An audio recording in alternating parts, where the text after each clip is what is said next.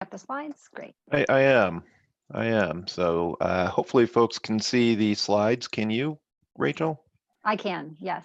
Okay. I did see my background looked a little bit, it was sort of half. Is my background look okay? It's about half on, half off. Must be a matching color wall behind you or something. Oh no, okay, sorry. Sorry about that. But it's got your name on it, so I think we're in good shape. Okay. All right. Do you want to kick us off, Kirk, or do you want me to go ahead and get started?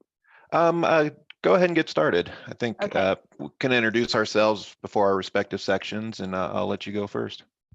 Perfect, great. So good afternoon to all of you. Thank you for your incredible work that you're doing. I am Rachel Herlihy, as you heard. I'm the state epidemiologist for Colorado, and I also oversee the communicable disease branch at CDPHE, where I work in the Division of Disease Control.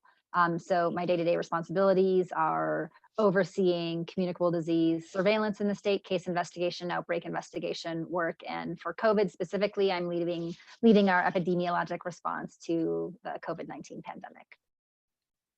Next slide.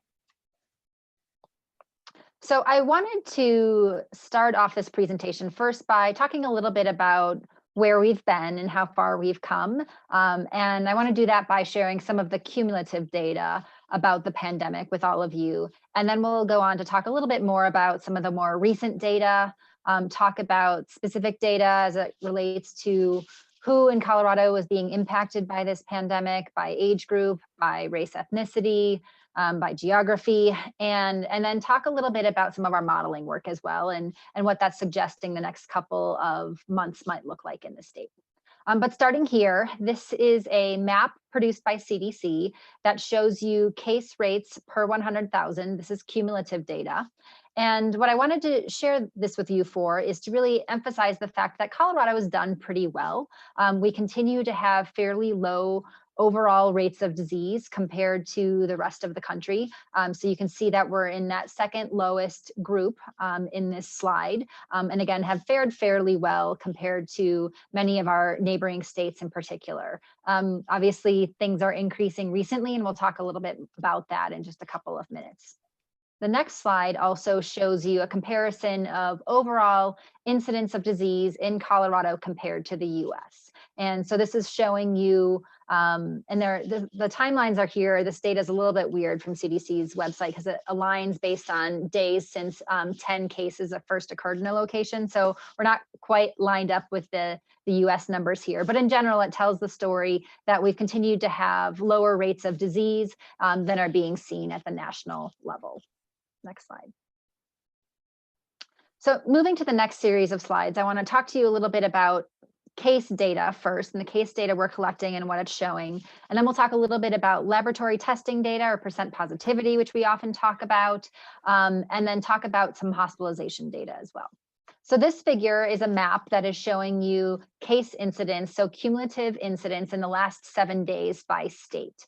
And so here you can see that Colorado is really much more in the middle of the pack. What we've seen in the last couple of weeks is pretty significant increases in disease transmission occurring, particularly in the central part of the country, the upper and central part of the country, northern Midwest is where we're seeing a lot of disease, really the highest rates of disease occurring right now in North and South Dakota and Wisconsin, followed by Montana. So those states are really where we're seeing the highest rates of disease. One theory for that is that in the northern central part of the country, that's really where we see the weather shift to cooler temperatures earliest in the season in the US. And so this could be a reflection of what may be to come for the rest of the country as it continues to get cooler and cooler through the US, and we see more and more people moving indoors. And this is of course important when people move indoors because we know that COVID-19 is much more likely to be transmitted in indoor environments versus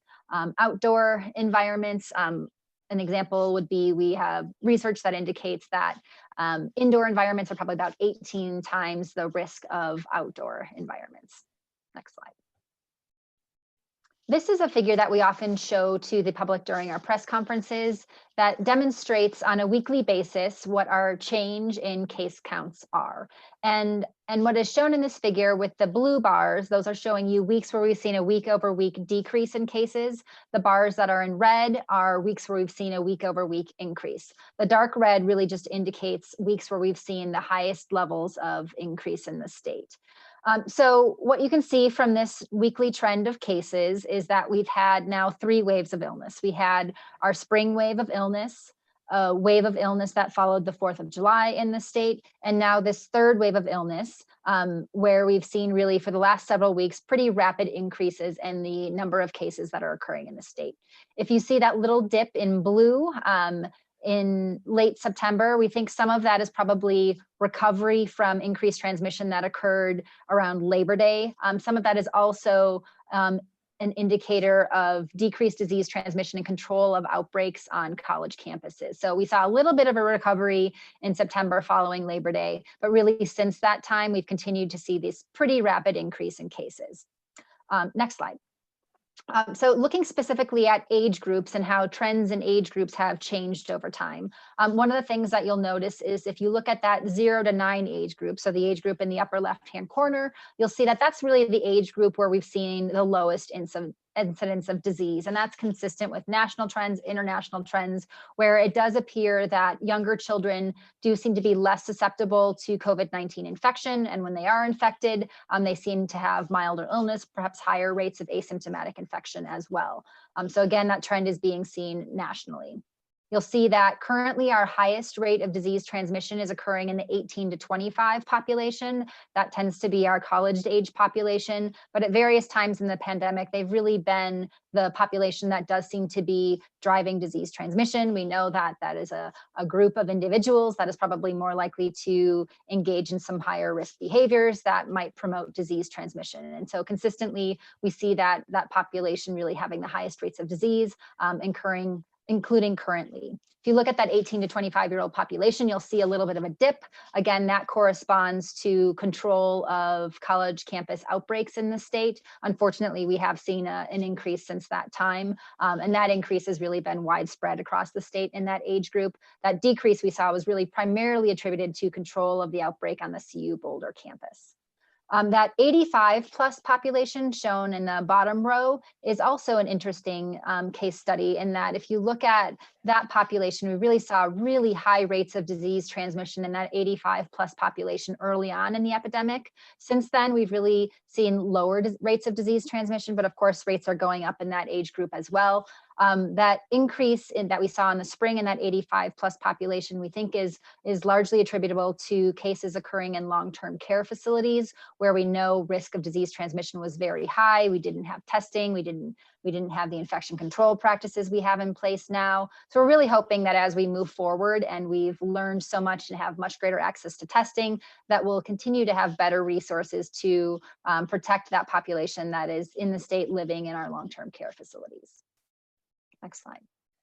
This next figure shows you trends. So this is, again, rates of disease by different age group. One of the stories that has played out very clearly across the country with the COVID-19 pandemic is really this story of, racial and ethnic disparities that are occurring. We know that here in Colorado in particular, our Hispanic population has been very hard hit. You'll see that the rates in that Hispanic population continue to rise in the last couple of weeks. When you adjust for some small numbers that we see specifically around our Native Hawaiian or other Pacific Islander population, and then the other group, of course, being the other group, it's really that Hispanic population where we're seeing the greatest disparities in disease transmission in the state right now. Next slide.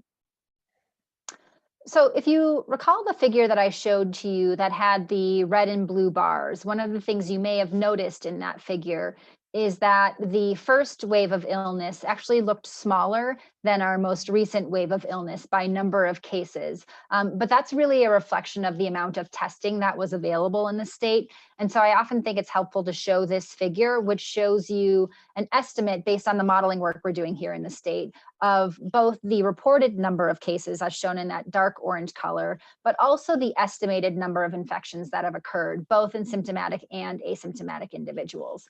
And this is helpful to really understand what the true burden of those 3 different waves of illness has been over time, knowing that with that first wave of illness, we really did not have much testing occurring in the state. We certainly did not have asymptomatic individuals being tested at the rates that they're being tested right now. Really, the folks that we were testing, and this is biased, a lot of the data that you're going to see, is the individuals who tended to be the most ill, individuals who are more likely to be in the hospital, have severe disease outcomes. In fact, early on, a lot of the guidance that we were seeing from CDC and we were implementing here in the state was to really focus testing on those most severe individuals as those being the individuals most likely to have COVID-19 infection. And so you'll see that the numbers are quite skewed here when you really look at just case counts. And so that's really the reason that we use multiple data sources to track the pandemic here in the state. So we use this case data, and then if you go to the next slide, we also use percent positivity data. And so this figure is showing you with the left axis percent positivity in the state. So percentage of all laboratory tests that are being performed that come back positive. And then if you look at the right axis, this is the total number of tests that are being performed in the state. The bars that are shown in a tan color are tests that are being performed at our state laboratory, and that tealish green color, those are tests that are being performed at a commercial laboratory in the state. And so, of course, what is very obvious in this figure, if you look at that testing volume, is that it is dramatically increased over the last couple of months. And we really just recently had our highest testing day a couple of days ago, which is reflected in this figure here. So you can see that as the amount of testing has increased in the state, we've seen a decline in our percent positivity. So the number of tests that we're performing in the state that are coming back positive has decreased as we have more and more testing available. And this is a really helpful figure for us to try and track and understand whether or not when we see increases in case counts in the state, if those are really just a reflection of more testing occurring, or if they are really a reflection of the amount of disease transmission that's occurring. So when we see testing volume go up, but we also see percent positivity go up, that's a clear indication to us that the amount of disease transmission that's occurring in the state is increasing. And that's what you'll see here if you look at the red line over time, the last couple of weeks, you'll see that even while we've been increasing the amount of testing that's happening in the state, the percentage of tests that are coming back positive is also increasing, again, reflecting the fact that we're really seeing much more disease transmission occurring in the state right now.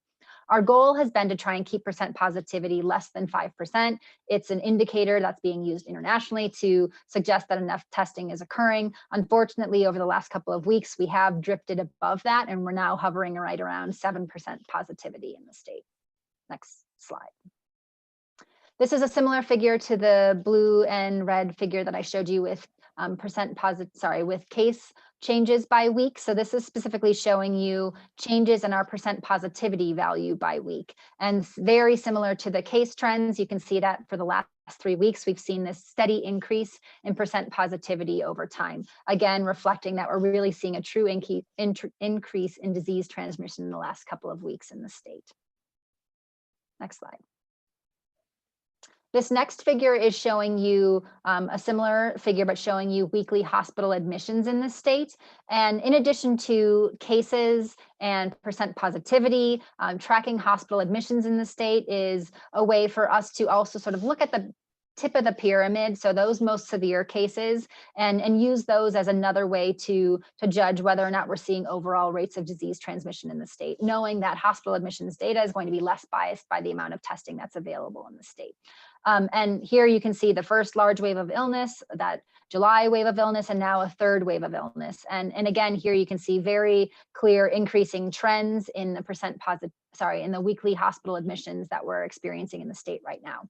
If you look at that last vertical bar, so the week of October 18th, so last week, and follow that across to the left, one of the things that you'll see here is that the weekly hospital admissions that we're seeing right now is equivalent to what we were seeing at the end of April. So we're getting pretty close to what we were seeing, sometime in the spring with the number of new hospital admissions that are occurring in the state. And we'll talk a little bit about the forecast and what that might look like in the next couple of weeks in just a minute. Next slide. So here is some hospital admission data by age group. So some of the trends that stand out here. If you look overall, our median hospitalization age is about 57. So you'll see that the two highest rates of, sorry, not rates, counts, this is count data, of hospital admissions that we see are among 50 to 59-year-olds and 60 to 69-year-olds. And I think that's a reflection both of the risk in that age, these age groups, so the risk of severe disease in 50 to 59-year-olds, 60 to 69-year-olds, and older individuals, plus the size of the population in each of those groups, the 50 to 59-year-old versus 60 to 69-year-old. This data looks very different if you look at rates, actually. So if you look at rates of hospitalization, you'll see that the highest rates of hospitalization are going to be among the oldest individuals. This figure also shows you that hospitalizations, of course, are least common among younger populations and then most common among older populations. Next slide. This next figure is showing you counts of hospital admissions by racial and ethnic group. Again, we see very high counts of hospitalizations occurring among our Hispanic population in the state. The highest counts are occurring among our white population in the state. But of course, we know that the white population in Colorado is the largest racial and ethnic group in the state. And so if you go to the next slide, this shows you a little bit more evenly what rates of disease might look like by racial and ethnic group. And so what I'm showing you in this figure is the percentage of hospitalizations by racial and ethnic group compared to the overall population in Colorado. And so this is a way for us to look at whether or not certain racial or ethnic groups are being overrepresented among hospitalizations or cases or deaths that we're seeing in the state. And so what clearly stands out in this figure is that the Hispanic population is overrepresented when you look at the number of hospitalizations that are occurring in that population. Next slide. This figure is showing you the percentage of hospitalized patients who have died by age group. So first thing I want to point out, as I mentioned earlier, is that we have seen over time, we've been able to do a better job in protecting older Coloradans in the state, especially those living in our long-term care facilities. And so we have seen a decline in the percentage of individuals that have become ill among our older populations. You'll see that we've seen a declining trend in the number of deaths occurring in that older population as time has gone on.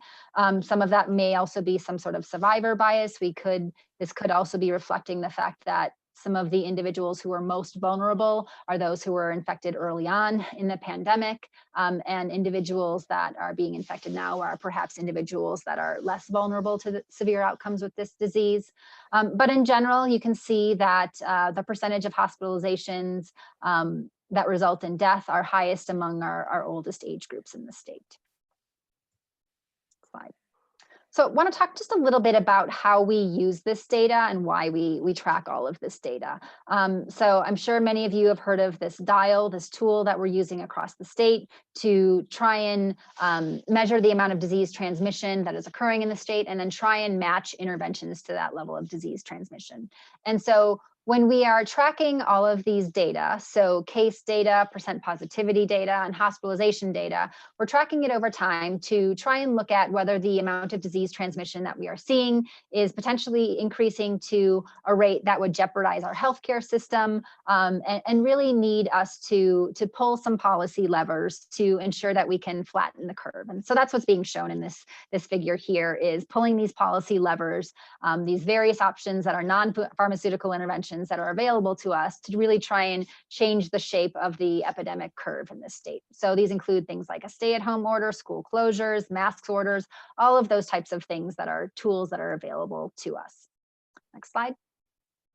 And so this is, as I mentioned, this data is being used to drive what we refer to as the Colorado County COVID-19 dial. And so this is modeled after fire danger risk dials that we're all familiar with in Colorado that really allow counties to open up to have fewer restrictions or more restrictions really based on the level of disease transmission that is occurring in those communities. And what really results in movement of the dial is disease transmission, percent positivity data, and then also hospital capacity, hospitalization rates by county. So those factors are really resulting in an individual county's movement along this dial, either up in the dial, meaning implementing greater and greater restrictions as increased disease transmission is occurring, or loosening of restrictions as less disease transmission is occurring over time. Next slide. So the last thing I wanted to talk about was some of the modeling work that we're doing in the state and how we're using modeling work to forecast what might be coming in the next couple of weeks. And so what is shown in this figure by each of these black vertical bars is the daily hospitalization count. Hospitalization data is really what underlies the modeling work that is being done in the state. And each of the colorful lines that is paired with those black vertical bars corresponds to a different point in time fit of our model to observe data in the state. And so what you can see is each of these model fits corresponds to a different R value. If you've heard about this R value, it's sometimes referred to as R naught, or the reproductive number. What we're tracking over time is what we call the effective reproductive number. This effective reproductive number, R, really is the measure that we use in infectious disease dynamics to try and understand how infectious a particular disease is. So if an R value is 3, that means on average, one individual gives an infection to 3 additional individuals. If an R value is 1, that means that that infection is passed from one individual to just one individual. And our goal at all times is really to try and keep this R value at less than 1. For COVID, we think the R value is probably at a baseline around 3. So right now in the state, we think our R value is about 1.5. And unfortunately, that does put us in a position right now where we could experience exponential growth in the next couple of weeks, unless we're able to decrease the amount of disease transmission that's occurring in the state. Next slide. And so what this figure is showing you next is some of our modeling work and showing you in the black line what we've experienced to date as far as hospitalizations in the state. And then each of those colorful lines is showing you where we potentially could be in the next couple of weeks based on various transmission control strategies. So transmission control really refers to the amount of disease control we have in place based on the bucket full of strategies we have in place. So this includes things like mask wearing, contact tracing, case investigation, social distancing, all of those things that we are really doing to try and suppress disease transmission in the state. Right now, we estimate that we're about at 66%. And so if you look at that red line, the 66% line, what this model is showing us is that in mid-November or so, we anticipate exceeding our spring peak of hospitalization. So really at this point, only a couple of weeks away until we reach that milestone of having more hospitalizations currently than we had during that spring wave of illness. Next slide. And this next figure is showing you potentially what the next couple of weeks and months look like compared to our ICU capacity in the state. So if you look at the gold line on the left, that's showing you our ICU experience to date, the number of patients in Colorado that have been in ICU beds. The horizontal line is showing you our ICU capacity in the state. That's drawn at about 1,800 ICU beds in the state. So you'll see if we follow along the same trajectory that we've been on, this 66% level of transmission control, you'll see that we stayed just below that ICU bed threshold. So we get pretty close to it, probably very uncomfortably close to it. We know that it's a stretch for us to reach this number of ICU beds in the state. So it feels pretty uncomfortable for us to get to that level. But this is actually probably if we stay where we are with current levels of disease transmission. Unfortunately, we know that with the holidays, as we saw with the 4th of July holiday and as we saw with the Labor Day holiday, that we actually typically see a bump in disease transmission because less social distancing occurs around those holidays. And unfortunately, if you go to the next slide, you can see this. What happens when you throw in that decreased level of social distancing with the holidays that occur, what happens is you see that we, in this figure, exceed our ICU bed capacity. So if you look at that solid brown line, that is referring to our current level of transmission control, so 66%. The solid line is showing you if we were to see a 10% decrease associated with Thanksgiving and then Christmas and New Year's and other holidays, you'll see that we exceed our ICU bed capacity with that solid brown line. if we see actually less social distancing occurring, so if people gather, perhaps more than they did for the 4th of July, or it's more risky than it was for the 4th of July because people are indoors, you'll see that we then significantly exceed our ICU bed capacity in the state. And so punchline here is that things are unfortunately not looking great. We are seeing really rapid rates of disease transmission, rapid increase in hospitalizations that is occurring in the state. And really the time is now for us to really try and get this under control if we want to avoid exceeding our ICU bed capacity in the state in the next couple of months. Next slide. Oops, sorry about that. There we go. Thank you. Sorry about that. No worries. So this is the last figure I wanted to show you. So this is just a table version showing you projected ICU bed need at peak, projected cumulative cases, and projected cumulative deaths. And so what I want to point out here are the rows where we see 66% and 75%. So if we don't see any change in social distancing, we don't see this bump associated with Thanksgiving, Hanukkah, Christmas, New Year's, you'll see that, we potentially see 6,900 cumulative deaths occur in the state. If we're able to, in the next couple of weeks, increase the amount of transmission control we have in the state to about 75%. To put that in perspective, we got to about 80% during stay at home. We can cut in half the number of deaths that occur through the end of this year. And that same scenario plays out if you look at, whether or not we see a decrease in social distancing associated with the holidays. So once again, this is just emphasizing the fact that we really need to start seeing some improvements in transmission control in the state. We need social distancing to be happening. We need less disease transmission happening in the states over the next couple of weeks if we really want to try and save these lives in Colorado. Next slide. And I will pass it to Kirk.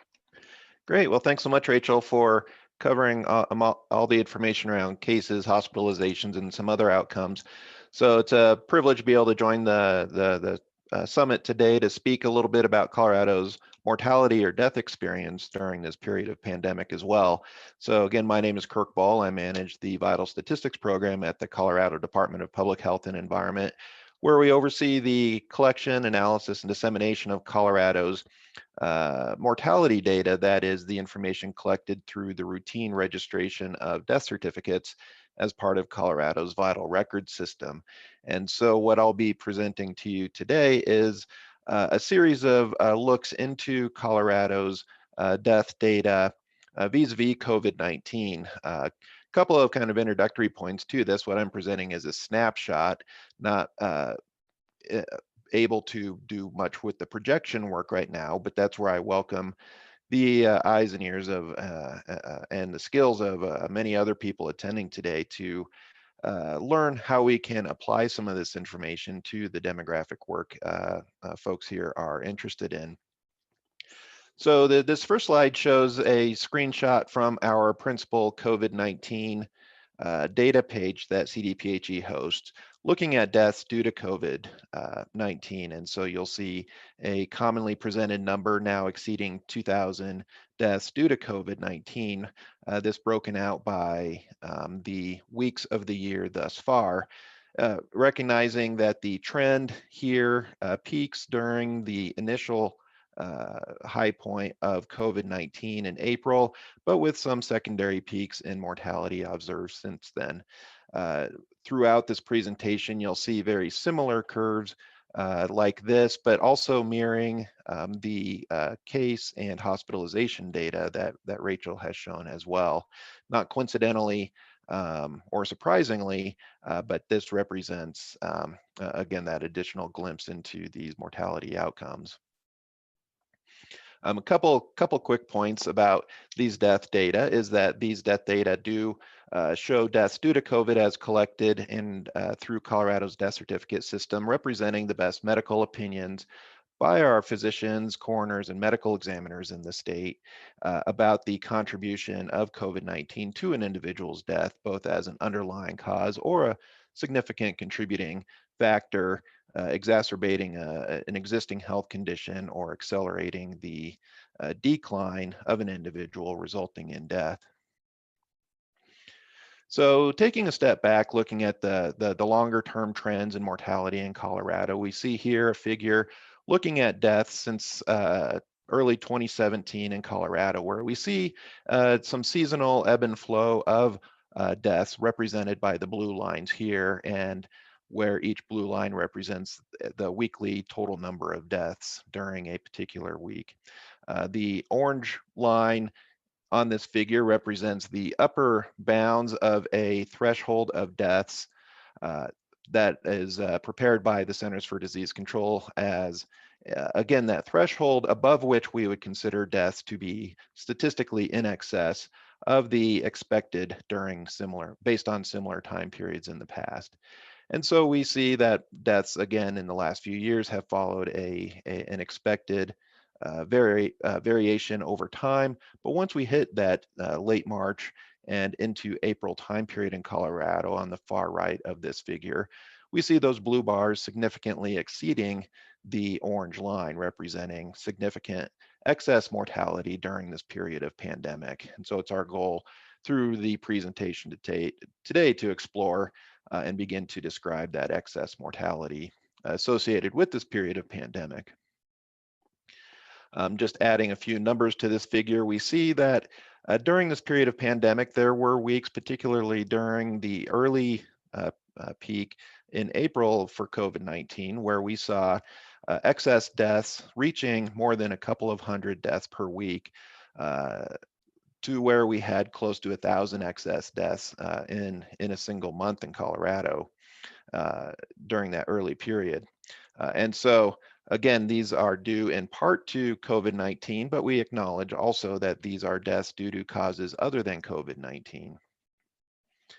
To explore that a little bit further, we look at this, again, the same chart, looking at these weekly trends in deaths, where now we have the blue bars representing all deaths except for COVID-19 deaths, and then the gold bars representing those deaths due to COVID-19.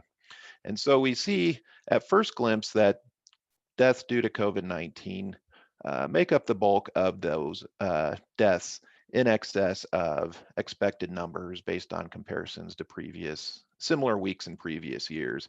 But we also see that overall deaths not due to COVID are higher than usual as well. This just represents the total number of COVID-19 deaths during those weeks, and mirroring what we saw in the first chart that I displayed. When we look at 2020 specifically, so this is just a zooming in, if you will, of the prior figure, where we look at deaths in Colorado since the beginning of the year, again, overlaying that upper bound of the threshold to assess excess mortality. Again, we see that COVID-19 deaths in the gold colored bars representing the bulk of the excess mortality that we see during this period. But independent of COVID-19, or I should say deaths due to causes other than COVID-19, we still see many weeks in which those exceed this upper bound of threshold, and in largely across the board, exceeding normal or average levels compared to previous years. And so it's our principal objective for the remainder of this presentation to dive into, going back up, what else beyond COVID-19, well, to describe the populations affected most by deaths due to COVID-19, but also to explore the additional excess mortality during this period, who it affected most, and also try and answer some questions about where. So the first glimpse into these excess deaths that I want to share with you include looking at deaths due to causes other than COVID-19. So we know that deaths due to COVID-19 make up the bulk of that excess mortality during this period of pandemic that we've observed. But where else have we potentially seen excess mortality? So one of the causes of death in which we've seen the most significant increase over expected during this period of pandemic is in those decedents with Alzheimer's and other dementias. This not coincidentally, again, mirrors what we've seen with both cases and hospitalizations and outbreaks associated with the oldest populations in Colorado, namely those also in long-term care facilities, memory care facilities, and so forth, where we saw significant disease and significant mortality during this period of pandemic, particularly early on. And so in this figure and in subsequent figures, we see the weekly counts of death due to specific causes, in this case, Alzheimer's, compared to a weekly average of the prior 5 years. Many of these don't necessarily include a statistical threshold over which we would consider the current number to be in excess. But just by eyeballing this, we do know that there are some significant increases compared to previous years, as evidenced here. Looking at some other causes of death, we have seen that particularly among some of the other respiratory diseases, influenza, pneumonia, chronic lower respiratory diseases or COPD, and some other respiratory conditions, not too much in the way of excess mortality during this period of pandemic.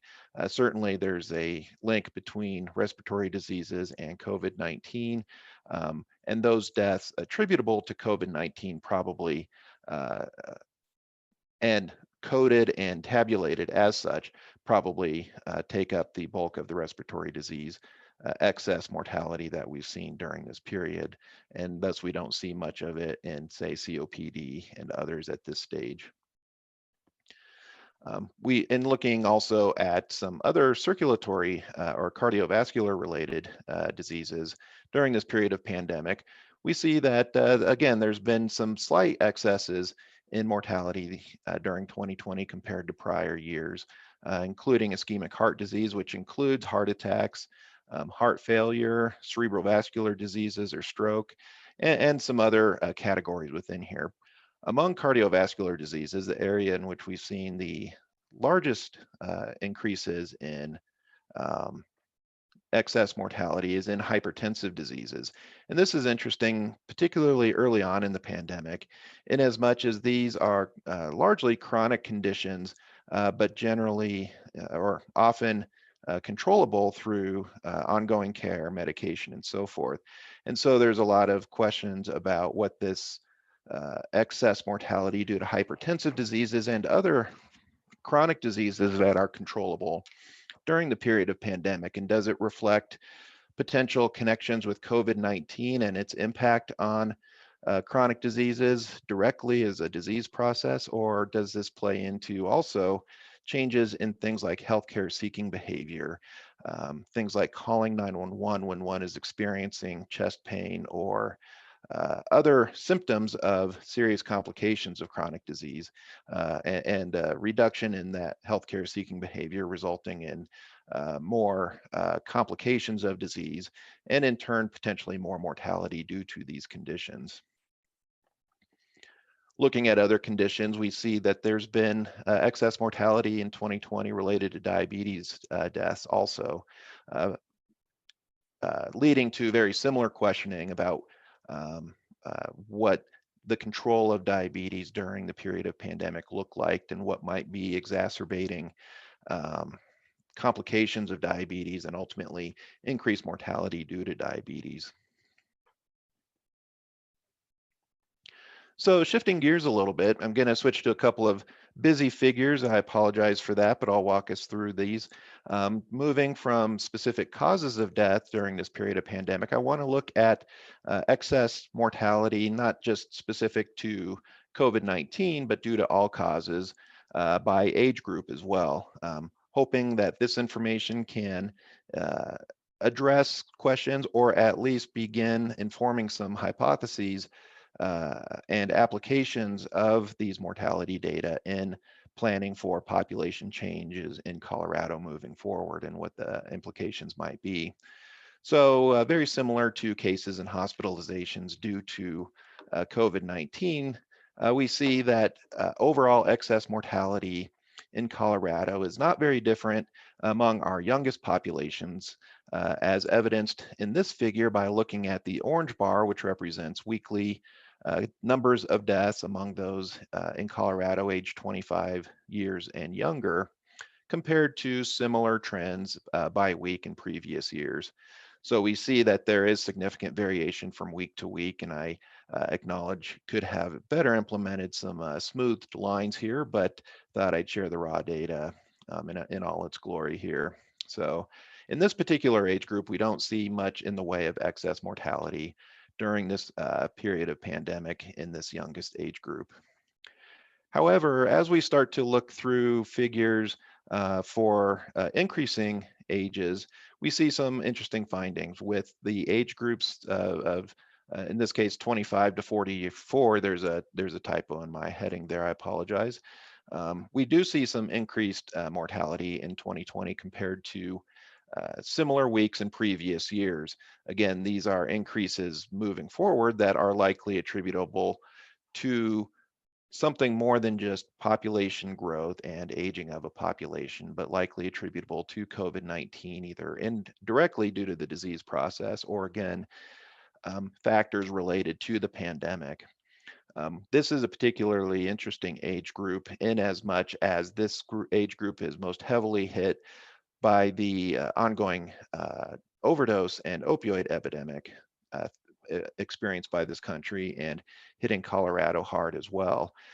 So while some of the rate of increase of overdose related deaths has gone up during this period of pandemic, it has been increasing at some level since mid and late 2019. So much of the increased or excess mortality during this period that we see here, which you'll see actually begins a little bit after that initial peak of COVID-19, is attributable to some of the overdose mortality, as well as some of the latest trends in COVID-19 that Rachel had shared before.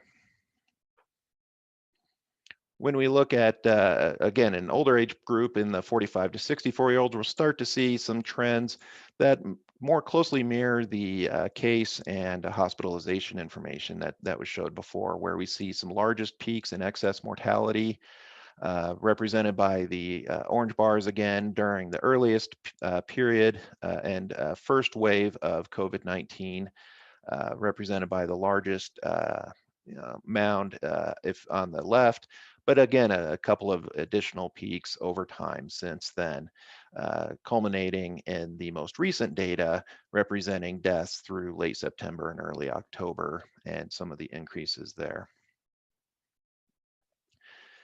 This is amplified by looking at the 65 to 74-year-old population, where that initial wave hit this group a little bit harder in direct and indirect mortality related to the pandemic, and has been a bit more consistent over time. So where we do see subsequent peaks as well, they're a little bit more sustained during this time. And particularly looking at 75 to 84, we see something very similar where the initial wave hit this group much harder than younger age groups, but has continued to demonstrate that mortality related to COVID-19 has been sustained during this period of pandemic, mirrored finally by those this mortality and excess mortality in the age group of 85 years and over.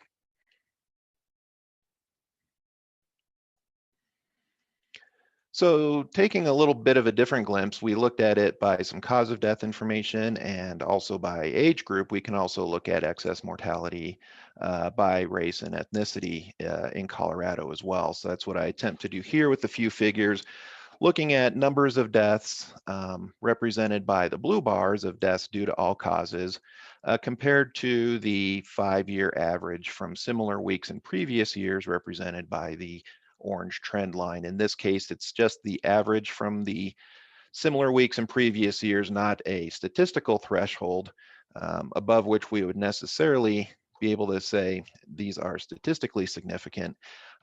And these may be, again, more subject to some population growth and population change over the last few years. And so the exact magnitude, we need to work on a little bit more by use of some rates and so forth.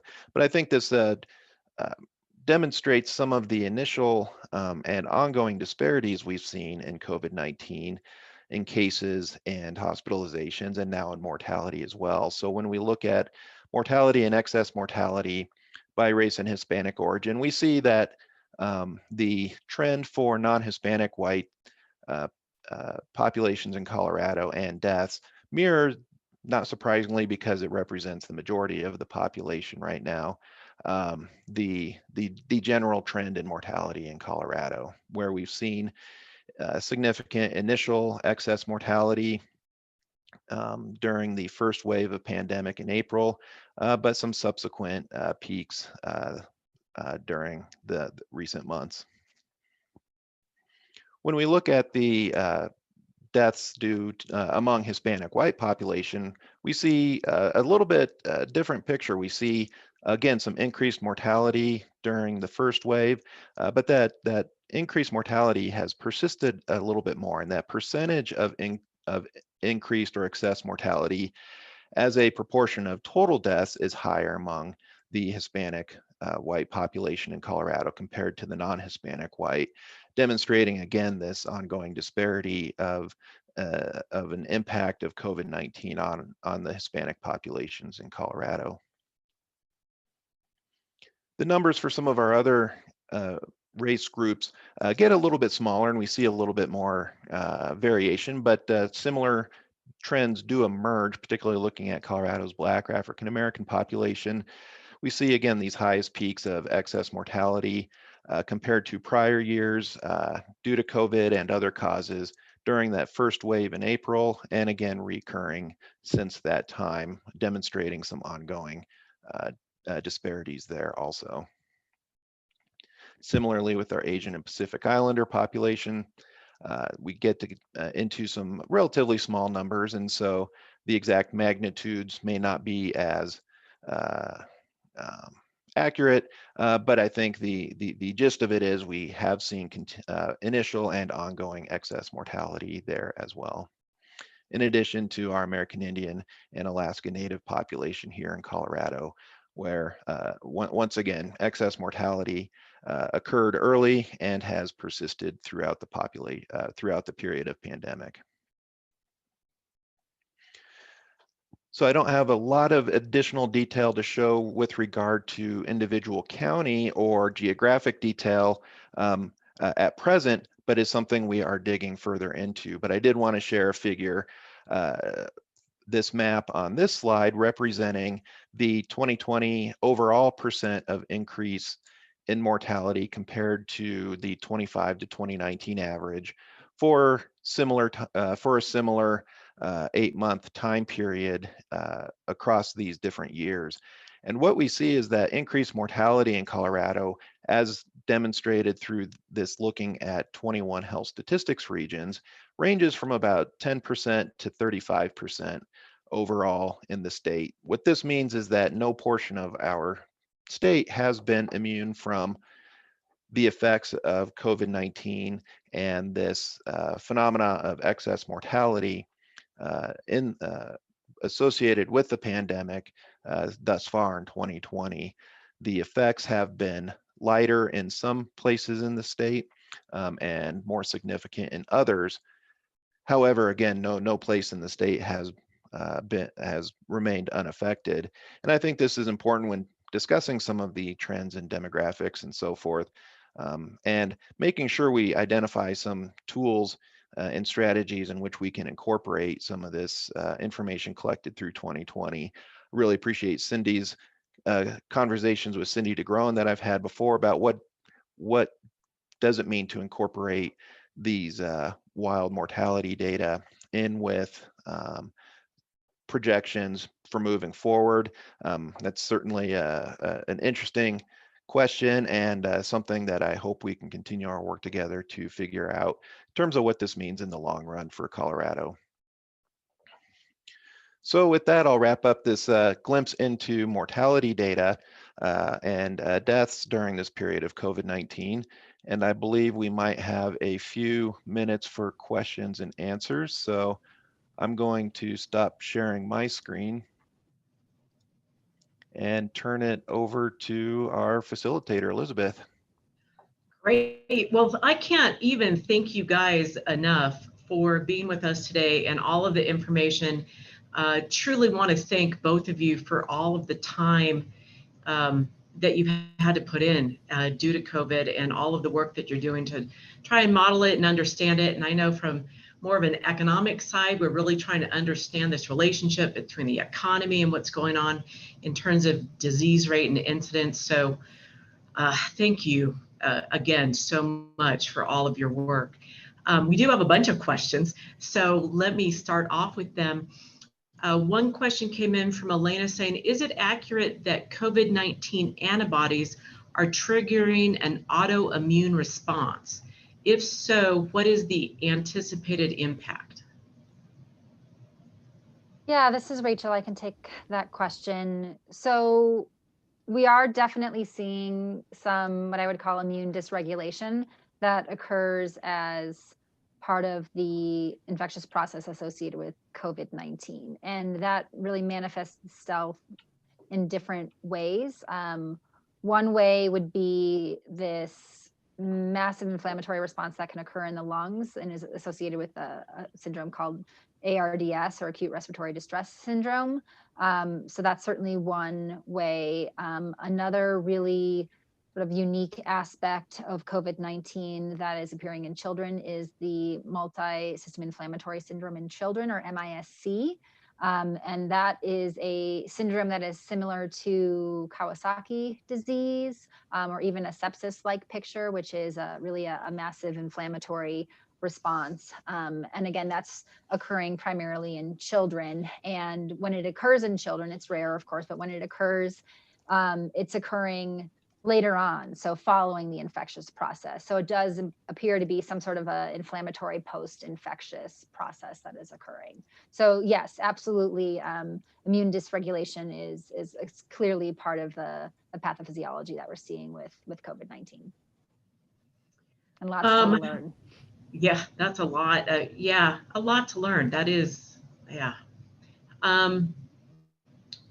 So a thank you goes out to you from Colt on all of the work that you guys are doing, and a question in terms of how you guys are tracking the disease at military installations in Colorado, and is any of that information available? So yes and no. So, you know, military institutions, we're in close communication. Our county health departments are in close communications, those that have military facilities in their county. You know, obviously they are federal facilities, and so the amount of information that is shared with us is different than the amount of information that might be shared with a civilian facility, for instance. I think an example would be outbreaks, because there's, you know, federal independence and investigators, and all of that work really occurs at the federal level. But I would say that there is close collaboration in ensuring that, you know, disease control strategies are being implemented in those federal settings, that information sharing is occurring. So it's complicated, I would say, but I do think we have a great working relationship with our military partners. You know, and this is somewhat similar question is from the same person, from Colt, wondering if you guys are collaborating at all with any of the federal labs.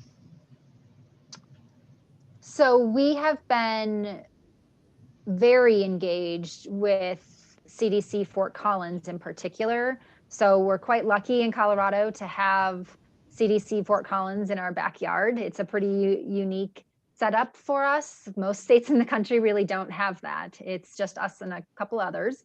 And so they have been an incredible partner. I would say, particularly in the beginning, in the spring, when our staff were quickly overwhelmed, CDC showed up within days, and they were really great partners to us. They jumped right in. They were epidemiologists alongside our epidemiologists working on the response. And yeah, so grateful. Many of them stayed for months actually to work on the response and support us, and did additional projects remotely even after that.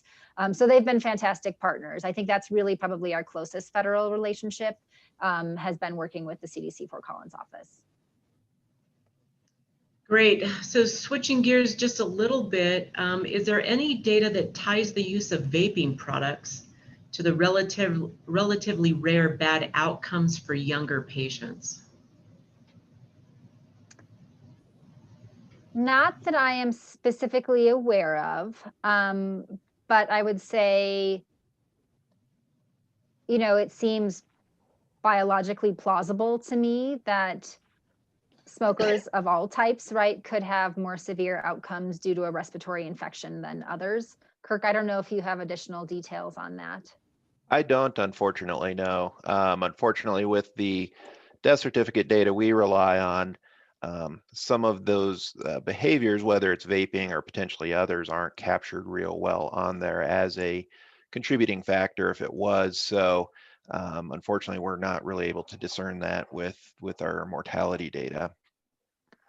Colorado participates in something called the Emerging Infections Program. It's a CDC sponsored public health kind of research type program that exists in 10 states, and we happen to be one of those states. And so because of that, we often collect more detailed information on cases of communicable diseases. And I believe we are collecting tobacco drug use history on COVID cases. So I think it's a question that probably could be answered at the federal level. I think the numbers, even after all of these cases we've had, the numbers are still maybe too small for severe outcomes in younger populations to answer that question at the state level.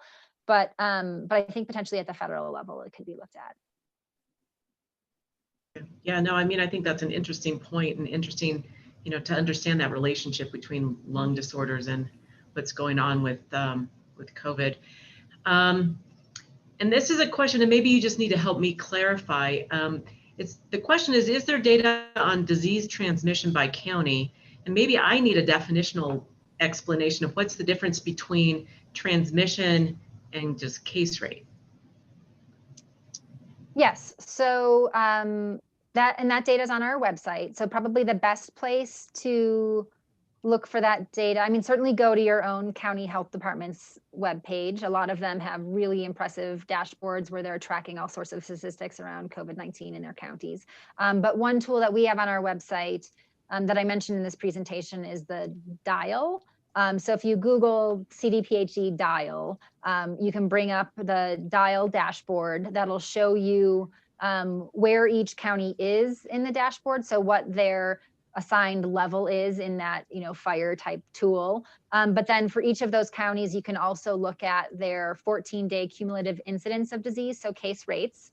You can also look at their percent positivity data, it's grouped. And then you can also look at their hospitalization trends. So there certainly are county level data available. And if you go on our website, there's other county level data that's available as well, and you can always download data too. So lots of options. So within, you say that when people say the word transmission, is that the same as case?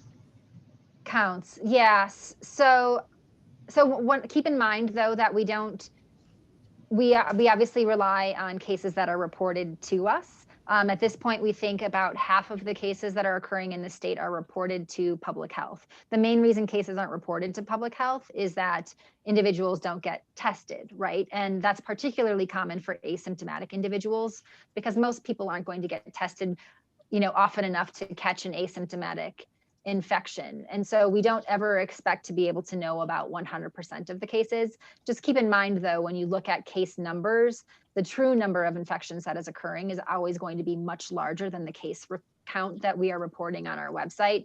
And that's why we use figures like that one I showed you with the dark orange and the light orange to show you, week by week, what percentage of cases we think we're detecting. And we really do that. We use the hospitalization data as sort of the truth to try and help us understand how many true cases we think are occurring. Yeah, actually, I love that slide. I think that was the first time I'd ever seen that slide showing your modeled what you thought the cases were like earlier. Because otherwise, if you just look, you think that September is going out of control, and it, granted it is, but without knowing what we probably looked like back in March. So that was really interesting. So this is almost like a policy question, or maybe even levels of control. It says, as one of your slides indicated, rapid increases occurring within high school population age group. So what's the logic of allowing high school to continue operating in person or as hybrid? And maybe that you can give a little bit of a response of how the state works with all of the different local governments. Yes, so recommendations around school opening are also part of that dial. So you'll see, if you go to that dial website, you can see information about different levels of disease transmission and the state's recommendations about schools operating at different levels of disease transmission.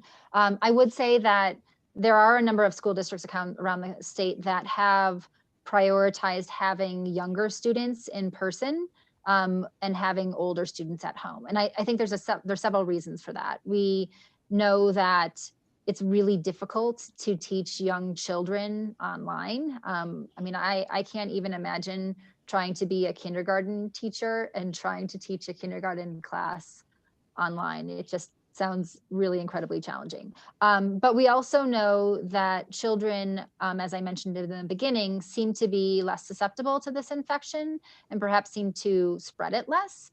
And there's some physiologic reasons for that. We know that kids seem to express these what are called ACE2 receptors at lower levels than adults. So it could be that there's really physiologic reasons they're less susceptible. We don't see the same thing hold true for influenza, for instance. So there could be some differences there. And so because of that, we think that younger kids, it's probably a bit safer for them to be in school. But when you get into the high school age group, I agree with you, it is a little bit more risky for those students to be in school, but I think it's really the districts are weighing the benefits and the risks. They know how many kids they have in the classroom. They know how far they're spaced apart. They know how successful they can be with cohorting. So I think really looking to them and looking district by district or county by policies is pretty important to do. And I'm going to hit one more for you, Rachel, and then I'll finally hit you, Kirk, with a good one, I think. So what can you tell us what's going on regarding contact tracing?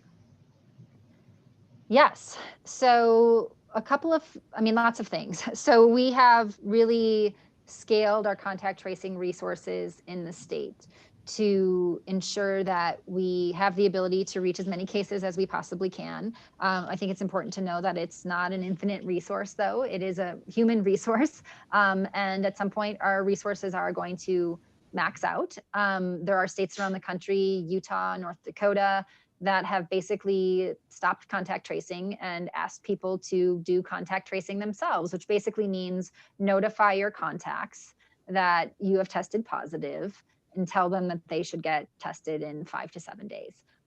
So that's a reality that could certainly be something that could happen here, that we could potentially at some point not have sufficient resources, and we would need to prioritize where contact tracing is being done. I think it's also a reason that the new exposure notification tool that was launched in the state on Sunday, this is that Google Apple tool, is really important. That can help augment contact tracing in the state, and critically important at this time to have this new tool when we might be reaching a point soon where we're not able to do contact tracing on every single case. So having that electronic tool, and I'm happy to talk about what it is really important. But I certainly encourage everyone on this call to, if you have an iPhone, activate the exposure notification tool. It's in your settings on your iPhone. If you have an Android-based phone, you'll need to get an app to activate that on your phone to really help the cause and help us with complete contact tracing.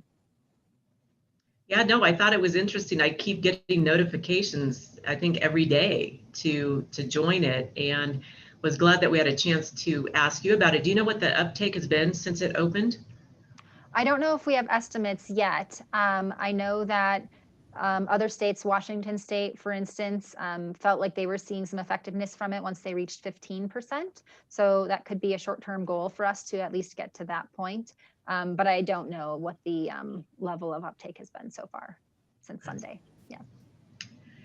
You know, a real serious question, and a lot of times people ask us this question as well, is how serious are the concerns regarding mental health impacts of the pandemic, both in real time and long term? And have we seen a peak in self-harm or suicide? Is that across the board or contained within certain age groups? Likewise, is there concern that these mental health impacts will be worse as we move into this third wave or go into, you know, when we just have darker days? So what, you know, and for both of you, I mean, certainly Kirk, in terms of maybe what you're already seeing in terms of excess deaths, but Rachel as well. Sure, I can take a first stab at that.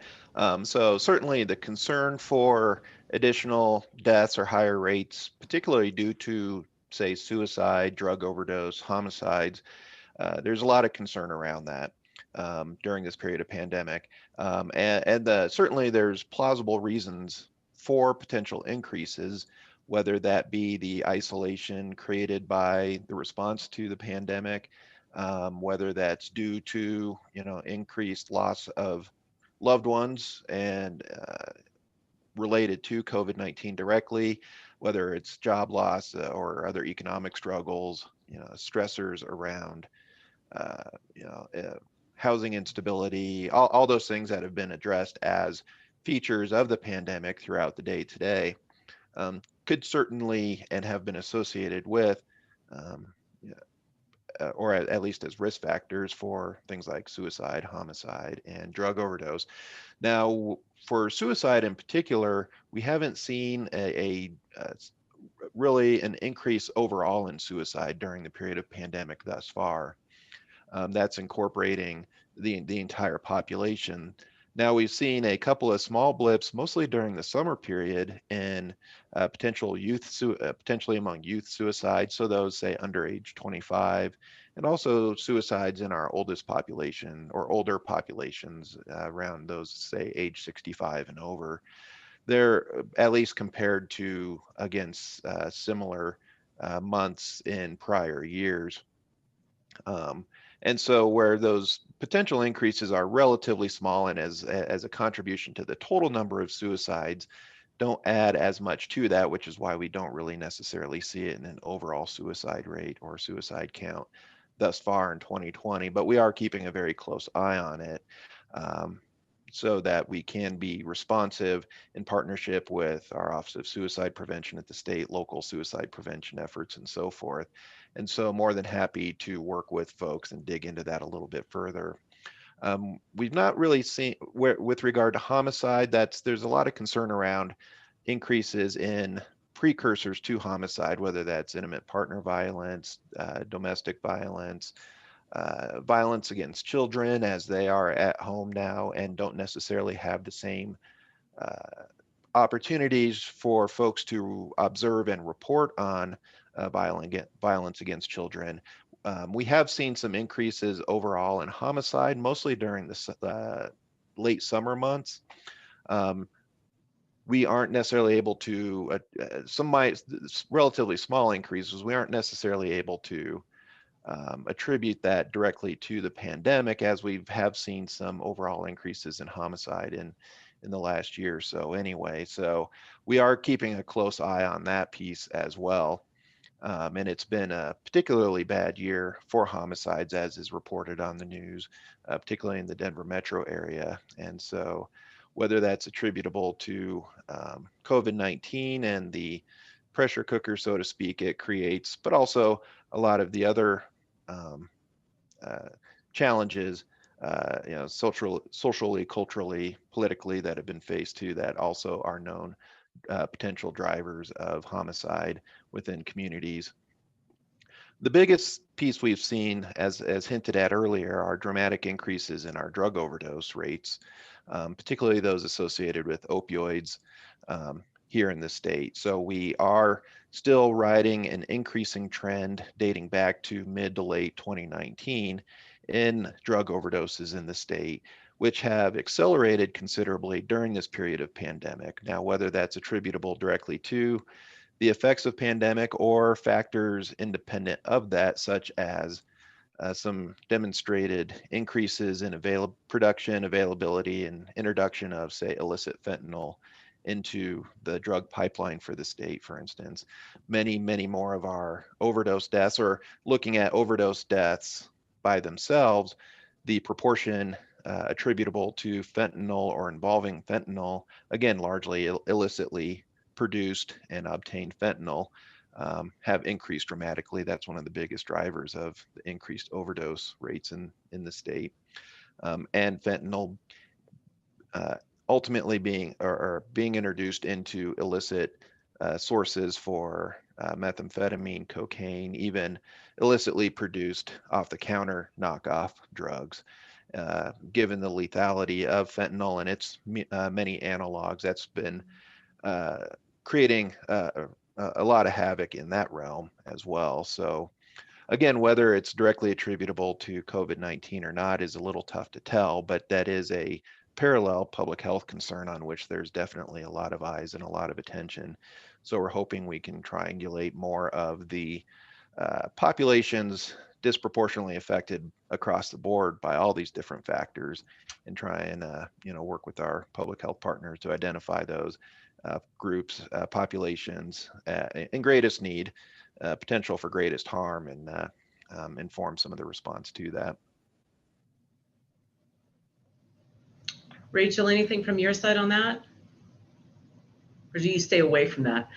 Yeah, no, I mean, I think Kirk said it much more eloquently than I'll say it. I mean, I think for me, I just hate the feeling that, my disease control strategies are so blunt, and I don't love that social distancing. I mean, the term is awful, actually, that social distancing is a primary strategy for controlling disease transmission. And just by the description of what social distancing is, we know that there's harm associated with that. Yeah, I can't wait for a vaccine or a treatment or other much better tools. Do you have any thoughts or feelings on vaccine? I mean, I watch the news every single day. I don't know if you're seeing anything else in your pipeline. I mean, not a whole lot. We're hopeful that we'll have first doses of a vaccine early in 2021. We know that the number of doses available in the beginning is going to be quite limited, and we're going to need to prioritize those in the state. We know that there's lots of logistical challenges in getting the vaccine out. So that is really a lot of the planning efforts that are underway right now, and lots of work with stakeholders to figure out how to appropriately distribute vaccine and prioritize groups for vaccination. I think there's still lots of questions about how effective the vaccine is going to be. I think there's lots of questions about how effective it's going to be in certain populations. There's always a risk that it won't be terribly effective in older adults, like we see with other vaccines potentially, because of this immune senescence phenomenon we see.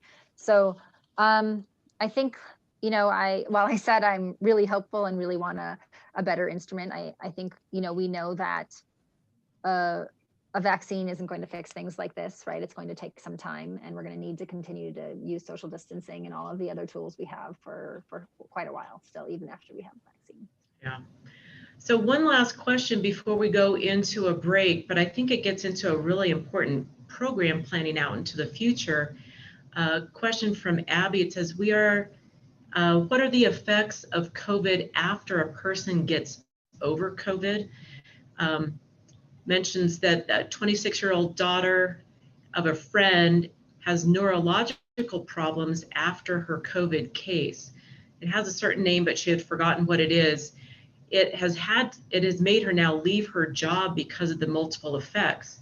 Are you guys already starting to study like the long-term impacts of COVID in terms of once you've had it? Yeah, and I don't know if both Kirk and I can address this, but so yeah, there is, and this literature is all emerging quickly, but not quickly enough. So there's this term now that we're using called long COVID, or individuals who are impacted by COVID beyond an acute illness are called long haulers sometimes. And there's not really a precise definition of what that is beyond individuals who have long-lasting impacts from their acute COVID infection. Some of these are things that we've known about for a long time. So there are these sort of post-ICU type syndromes that occur in individuals who have been on a ventilator or been in an ICU for an extended period of time. So that's some of what is being seen. But we know that there's also vascular damage that is caused by this virus, and that has potential implications for long-term implications for neurologic health and cardiac health. So we know that there are going to be complications that are seen from COVID infections. There's also just mental acuity issues. So fog is a term that's being described by individuals after their infection. There are also individuals who continue to have fever for weeks and weeks after their infection. So lots of sort of unique, unusual things. And I think it's going to probably be a little while until we have a clear sense of how common all of those issues are, how frequently they're occurring among individuals. And if there's some data that's emerging showing that they can occur in people even who had mild or asymptomatic infections, but probably more common in people who had severe illness. But I think we're really still trying to learn about all of that right now. Yeah, and I would add to that, we're fortunate in that we do have a variety of data collection systems in place, whether it's through the communicable disease surveillance side, through vital statistics, through some enhanced mortality surveillance work we do, through the Colorado Violent Death Reporting System, where we're hoping to be able to identify, say from the vital statistics standpoint, deaths and potentially even births too that were preceded either more acutely or more proximately or more distally by COVID-19, so that we can begin to at least begin exploring some of the questions that are out there about long-term impacts on health and some of these other indirect causes. Well, listen, guys, I cannot thank you enough for being with us today. I know you are probably working 24/7 most of the time, so I appreciate you taking time out of the day to be with our group.